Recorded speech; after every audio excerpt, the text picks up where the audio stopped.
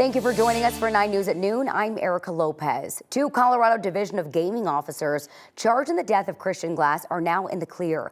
Gaming investigators Mary Harris and Krista Lloyd each faced 1 count of failure to intervene for their roles. They were there the night Glass was shot and killed by a Clear Creek County deputy. Glass called 911 for help while experiencing a mental health crisis. Defense attorneys argued failure to intervene does not cover officers from the Division of Gaming. A judge agreed and dismissed the cases against both women. A Colorado man is among 3 mountain climbers who went missing on New Zealand's highest peak. 56-year-old Kurt Blair was with a man from California and a man from Canada, and the 3 started their ascent of the 12,000-foot mountain on Saturday. Yesterday, they did not show up for their prearranged ride after the climb up Ao Rocky. Police say searchers found several climbing-related items believed to belong to the men, but no sign of them. However, weather has put the search for them on hold until Thursday. 2 Arapahoe deputies are being called heroes after a new video was released showing the moment they pulled 2 children away from a burning home in Centennial on Sunday. There was a heavy plume of black smoke coming from the house when firefighters arrived. You can see it in the photos here. In the video, though, that you're about to see, you can actually hear a little boy say that his room is burning. Come over this way! Come over here!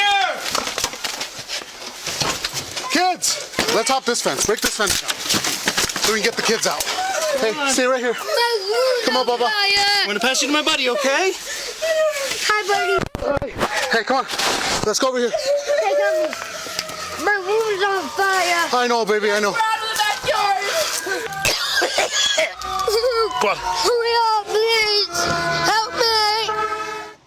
Wow, what an incredible rescue. Those deputies were ripping a part of the fence you saw with their bare hands to create space for those children to crawl through.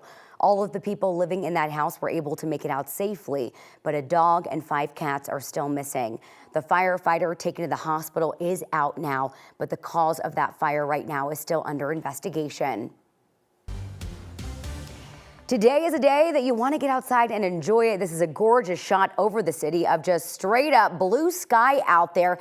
And if you can believe it, it could hit 60 degrees. It is December now. Joining me now is meteorologist Keely Chalmers with our 9 News Weather Impact team. Couldn't have served up better weather, Keely. It's going to be gorgeous. Absolutely. Certainly gorgeous already out there. Lots of sunshine, blue skies. Our forecast high 60 degrees. We're already at 60 degrees, so we'll likely beat that as we head into the afternoon hours.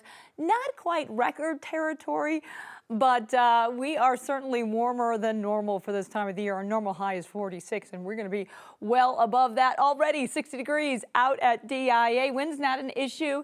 They are only 3 miles per hour right now. Taking a live look at our radar, we're quiet out there. That ridge of high pressure still dominating our weather. So we are clear and quiet today and for the next several days. But those temperatures pretty impressive. We're looking at 64 right now in Ray, 60 as I mentioned in Denver, also 60 in Pueblo. Certainly chillier in Lyman with all that snowpack. Probably not going to get out of the 40s this afternoon. And we're looking at 20s and 30s for the most part up in the high country. A few more clouds moving in, but that is about it. These are high clouds not impacting us. We're not seeing any precipitation. We are staying dry. And we're cooling off into the 50s by about 4 o'clock this evening. Today, sunny and warm. The record, 69, that was set back in 2010. Likely not going to get there, but we may sneak up to 61 or 62. Winds out of the west-southwest, only about 5 to 10 miles per hour. So we are warm for most of the week. Lots of sunshine right on through the weekend. Things change a bit on Sunday as we have a weather system dropping down from the Pacific Northwest. That is also going to bring in some cold air and the possibility for some snow. We'll talk more about that coming up in your complete forecast in just a bit. All right, Keely, thank you.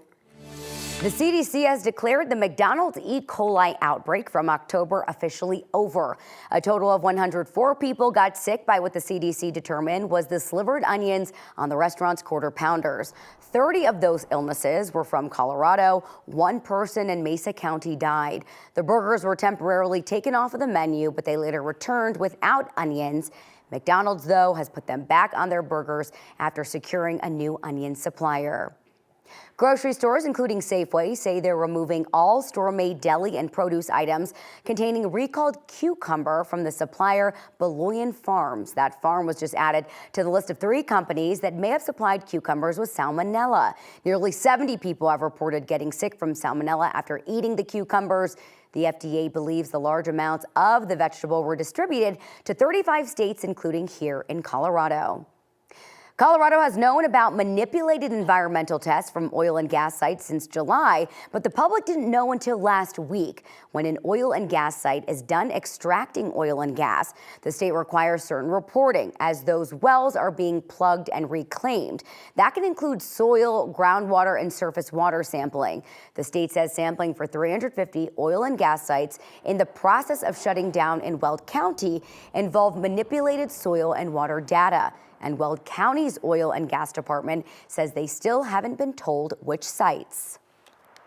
It's a little frustrating to not know where these locations are at, know what levels of contaminants there might have been falsified, things like that. So I would have hoped that there would have been a little bit more information sharing at this point. Right now, it is still not clear if the state will order resampling of those sites. Today, officials with the Douglas County School District will hold a virtual meeting to discuss the plan to close and consolidate several schools. The district has proposed pairing up 6 elementary schools and closing 3. All of the elementary schools are in Highlands Ranch. Right now, the district does not have any plans to consolidate any middle or high schools. The district says it will make the final decision next April, and it will become effective for the 2026-27 school year. The virtual meeting is scheduled for 6 o'clock tonight.